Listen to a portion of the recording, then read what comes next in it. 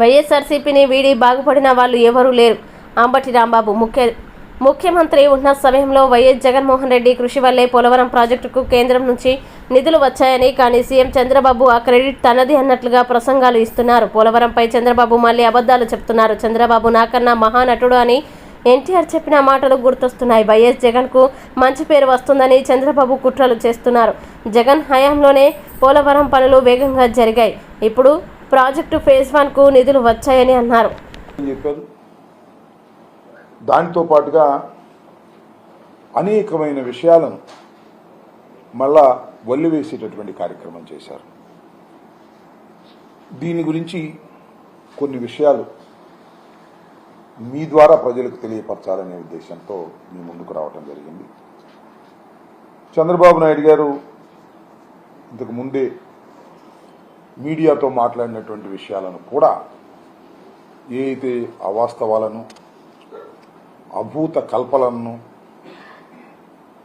జగన్మోహన్ రెడ్డి గారిని, రాజశేఖర రెడ్డి గారిని, దివంగత రాజశేఖర రెడ్డి గారిని దూషించేటటువంటి కార్యక్రమం పోలవరాన్ని ఆసరాగా చేసుకొని ఈ 12,157 కోట్లు విడుదలైన సందర్భాన్ని పురస్కరించుకొని మళ్ళా ఆయన కథ అంతా చెప్పుకొచ్చాడు. డయాఫ్రామ్ వాళ్ళు కొట్టుకుపోవడానికి జగన్మోహన్ రెడ్డి కారణమని, ఒక దుష్ట ప్రభుత్వం వచ్చి ఈ పోలవరాన్ని వెనక్కు తీసుకువెళ్ళిపోయిందనేటువంటి మాటలు మాట్లాడుతూ వచ్చారు. నేను జనరల్గా ఏదైనా ఇరిగేషన్ మంత్రి గారు మాట్లాడతాడేమని అనుకున్నాను ఈ విషయాలు. ఆయన కాకోకుండా నారా చంద్రబాబు నాయుడు గారే మాట్లాడారు. సరే, అది వేరే అంశం అనుకోండి. ఎవరు మాట్లాడినా ప్రభుత్వం వైపు నుంచి మాట్లాడారు. ఈ 12,157 కోట్ల రూపాయలు మొదటి దశను పూర్తి చేయడానికి అవసరమైనటువంటి నిధులు. మొదటి దశ అంటే 41.15కి సంబంధించినటువంటి దశ. That is the first stage. ఆ దశ పూర్తయిన తరువాత రెండవ దశకు వెళ్తారు. అది 45.72. ఆ లెవెల్కి వాటర్ నింపడానికి వీలుగా. That is the project. అల్టిమేట్గా అక్కడ దాకా చేయాలి. మొదటి దశను పూర్తి చేసుకొని రెండవ దశకు వెళ్ళేటటువంటి కార్యక్రమం. మొదటి దశ పూర్తి కావడానికి ఈ 12,157 కోట్ల రూపాయలు కేంద్ర ప్రభుత్వం క్యాబినెట్లో ఆమోదించి విడుదల చేస్తే తప్ప జరగదు.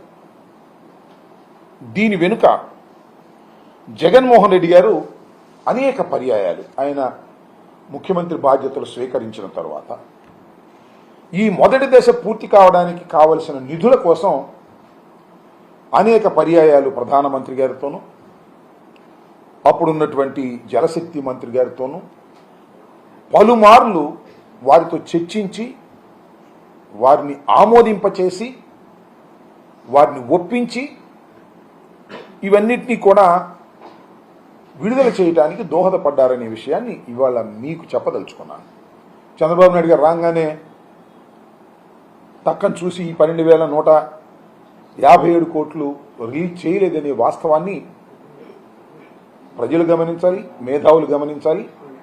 సరే, చంద్రబాబు నాయుడు గారు గమనించినా గమనించినట్టుగా ఉంటారు కాబట్టి వారికి నేనే ప్రత్యేకంగా చెప్పాల్సిన అవసరం లేదు.